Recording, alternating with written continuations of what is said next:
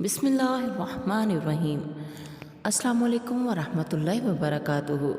Kitchen taught के part 3 के साथ हाज़िर खिदमत हूँ।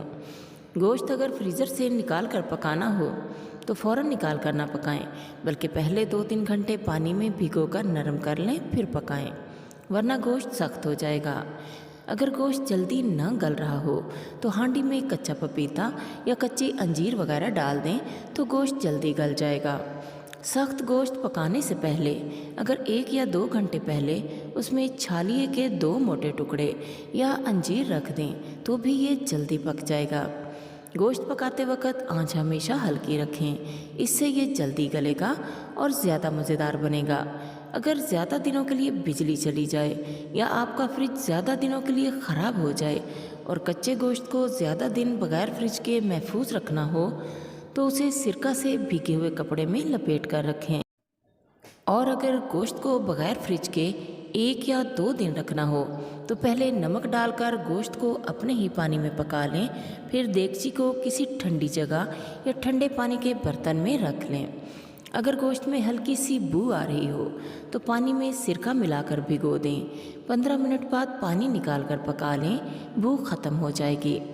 अगर गोश्त के स्लाइसेस बनाने हों तो पहले गोश्त को फ्रिज में रखकर ठंडा कर लें, क्योंकि गर्म गोश्त के पारचे दुरुस्त नहीं बनते।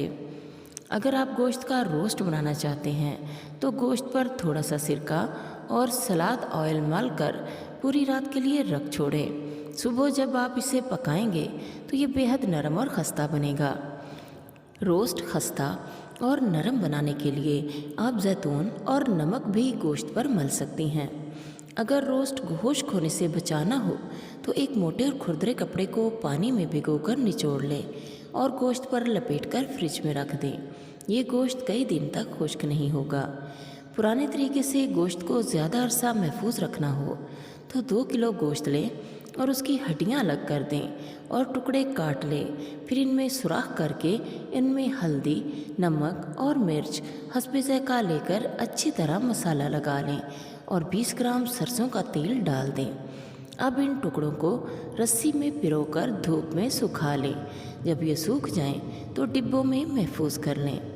गोश्त जल्दी गलाना हो तो गोश्त में थोड़ा सा गुड़ डाल दें। अदरक या सिरका डालने से भी गोश्त जल्दी गल जाता है। अगर आप गोश्त का अर्क बोटियों में रखना चाहते हैं तो सालन पकाते वक्त गोश्त में गर्म पानी डालें, क्योंकि ठंडा पानी डालने से गोश्त का अर्क पानी में आ जाता है। रोस्ट गोश्त बनाने से पहले उस पर आधी प्याली सिरके में 1 चम्मच मीठा सोडा और 1 दरमियाना चमचा चीनी घोलकर डाल दें। गोश्त खस्ता और नरम हो जाएगा। प्यारी बहनों, उम्मीद है ये वीडियो आपको पसंद आई होगी। पसंद आई है तो लाइक ज़रूर कर दीजिएगा। अगर पसंद नहीं आई तो कमेंट करके अपनी राय से ज़रूर आगाह कीजिएगा। अल्लाह ताला आपका हामी नासर हो। दुआओं में ज़रूर याद रखिएगा। अल्लाह ताला आपकी सारी परेशानियां दूर कर दे, आपको हमेशा खुशियां दे। आप अल्लाह ताला से जो मांगते हैं अल्लाह ताला आपकी वो नेक तमन्नाएं ज़रूर पूरी करे। आमीन सुम्मा आमीन। अल्लाह हाफिज़।